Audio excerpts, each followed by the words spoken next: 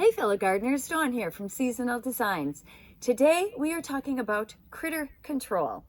I know a lot of you deal with different critters in your garden, whether it be gophers or chipmunks or rabbit or deer, slugs. I mean, there's so many different things that can really kind of go after all of the beautiful things that we plant, and truly they can be very destructive to our gardens.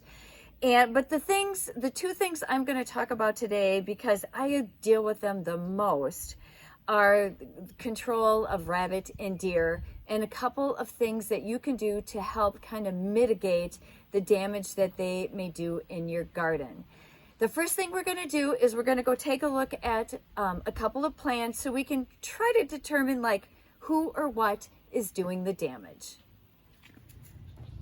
The damage on this echinacea, besides the fact that I have seen rabbit in this area and they have been nibbling on the lower foliage, is that they just kind of nibbled off like the top kind of at a 45-degree angle and left the whole bud just laying there. The whole bloom was just laying on the ground. They don't like to eat it.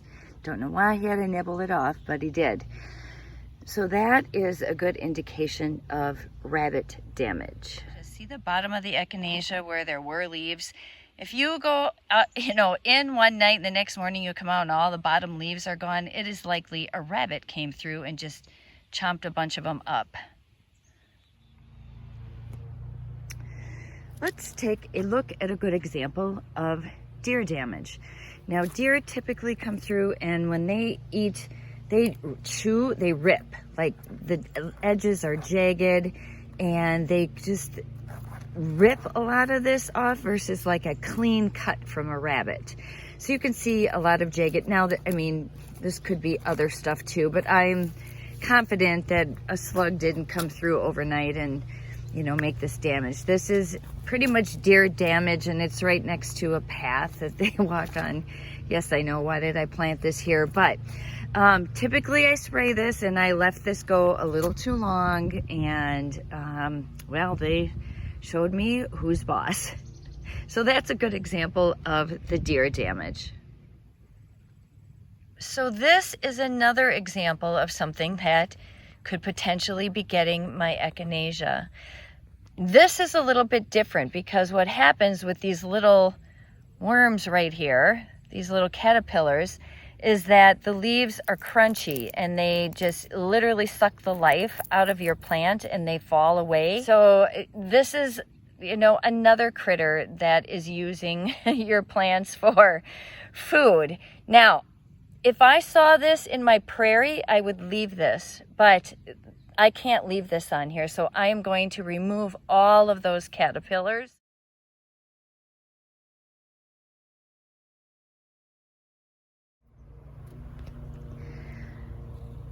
Now, the thing you can also look for when it comes to the caterpillars, and let me show you the one that's over here. This is the same one that was on my echinacea, but it's much bigger. The echinacea I showed you had a bunch of these little guys on it. So this guy's bigger, and you can kind of tell the leaves kind of get munched, and you can also sometimes see their excrement on the leaves. That's a good sign of caterpillar damage, and you could just simply wipe that off if you wanted to. I'm gonna leave this guy on this plant. The other thing that this plant is covered with is aphids, and that's another thing that can damage your plant. If you can see the little red bugs right in there. But if you look closer, you can also see that you have somebody coming to the rescue. Right in there, that's a ladybug. Right over here, more aphids. But right above it is a ladybug, and you can see she actually is eating an aphid right now. God, I wish I could zoom in. Ladybugs can eat 50 aphids a day. So when you see this on your plants, I encourage you to really check the plant. what I have done, if I have a truly horrible infestation of aphids, I will get a bucket of water and a glove, and I simply run my hand up and down the stem. However, check very closely, because if you have ladybugs, you leave the aphids, and I guarantee you when I come back out here tomorrow, the aphids will be gone, because these two gals will clean these up. And I don't want to get rid of the aphids because I want the ladybugs in my garden. So you kind of have to let nature take its course. And if this plant here, if they damage one plant, but I am encouraging more and more ladybugs to be in my garden, that is a benefit to your garden. So I'm going to simply leave everything that is on this plant.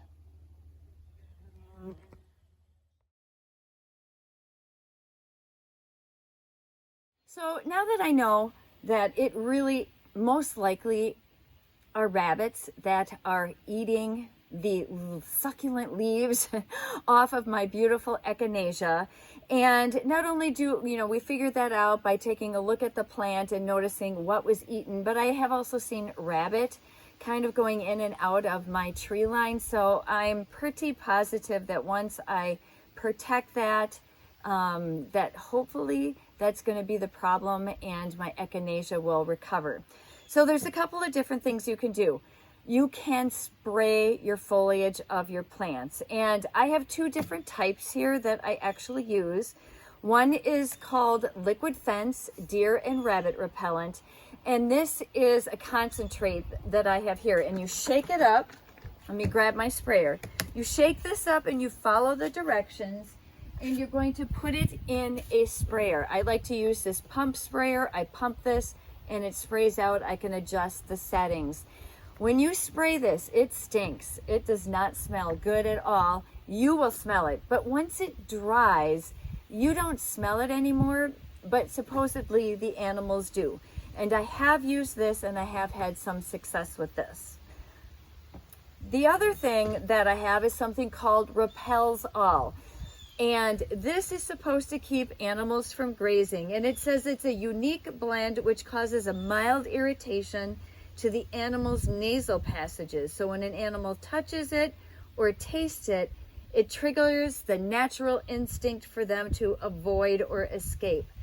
And it says that there is whole egg solids in here, cloves, garlic oil, and then some other ingredients like fish meal, fish oil, meat meal, vinegar, water, obviously. So this comes already pre-mixed. You would give this a shake and you would douse the foliage with this as well. Now, with whatever sort of repellent that you use, you need to spray it, and then you need to repeat that spray. So if I would, for example, spray tonight, and then, overnight we got a good rain, I probably would need to go back out and spray again. But both of these come with directions on how often you should spray it to deter the critters from touching your plants.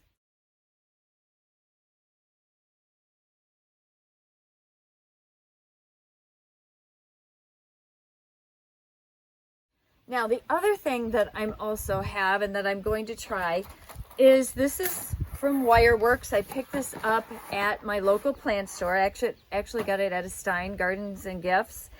And it's a fold away plant protector. And I thought that this was kind of another good option to truly protect these plants, because once all their foliage is gone, they really need to now put on growth, and that growth needs to be protected, because when that new growth comes out, it's even more enticing to the stupid little rabbits, right?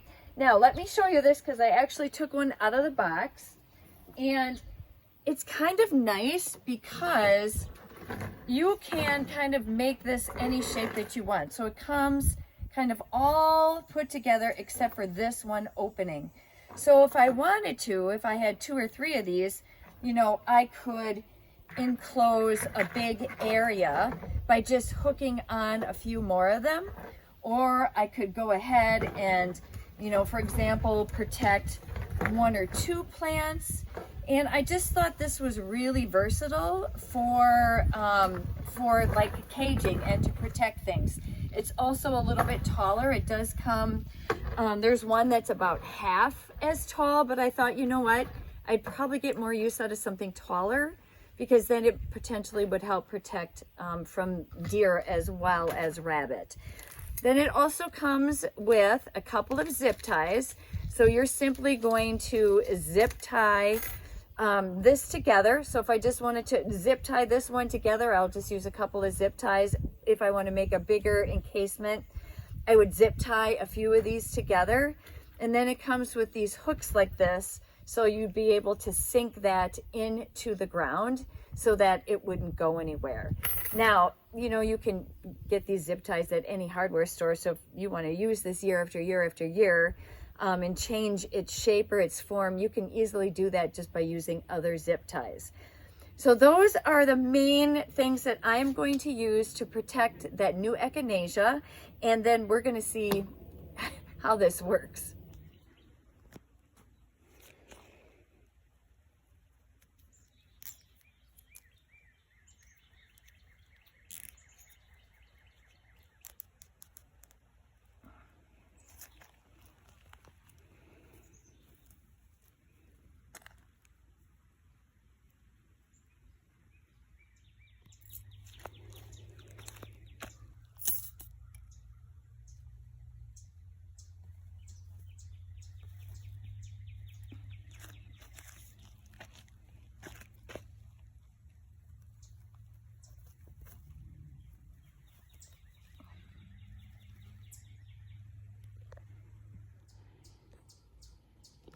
All right, I protected both patches. So this patch, as you can see, still has all of its leaves. Not a lot of leaves, but it still has all of its leaves, and I'm hoping to keep it that way. This one, a few of them have great foliage on them, like this one. But yeah, some of them, I'm hoping that this really helps. One of the other things that you want to think about if you know that you have heavy deer and rabbit pressure is making sure that you use plants that are deer and rabbit resistant. There really is no plant, well, there might be a few, but there are not very many plants that deer and rabbit won't eat if they're hungry enough. And like, I have never had an issue with a rabbit eating my echinacea, but I think because these echinacea are brand new and that foliage is just so soft and tender that the little critters can't resist chewing on the leaves. So, but I do try to plant things that typically deer and rabbit don't go after. I have a video where I talk about a lot of those plants, and it's an older video, but I will link it here at the end of this video. Now, for those of you who have seen like my video of the greenhouse garden, the garden that is around the greenhouse, almost all of that is deer resistant with the exception of the phlox. So you could take a look at that one as well, because everything in that video is very deer resistant. Well, I hope that was somewhat helpful. I know when I first started gardening, it was very difficult for me to know like who was doing the damage to my plants. And so I feel, again, like I deal with those things really as holistically as possible.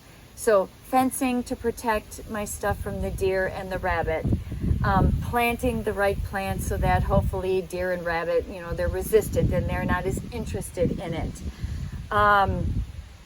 For, you know, caterpillars, there's really nothing that you can do about it. If you don't want it on a plant, you know, you can remove them just by washing them off with water. It doesn't necessarily kill them. They may crawl off and go to a different plant, but it gives that plant a fighting chance. So in my yard, I really do not use pesticides. I try to just deal with things naturally. That's just my philosophy.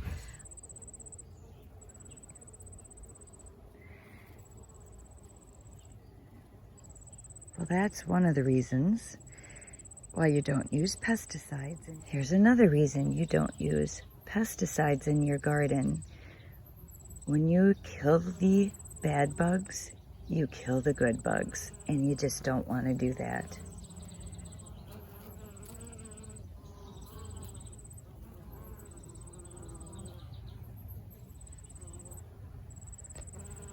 I hope that you guys, got some good ideas from this. I hope that you found it helpful, and we'll see you guys in the next video.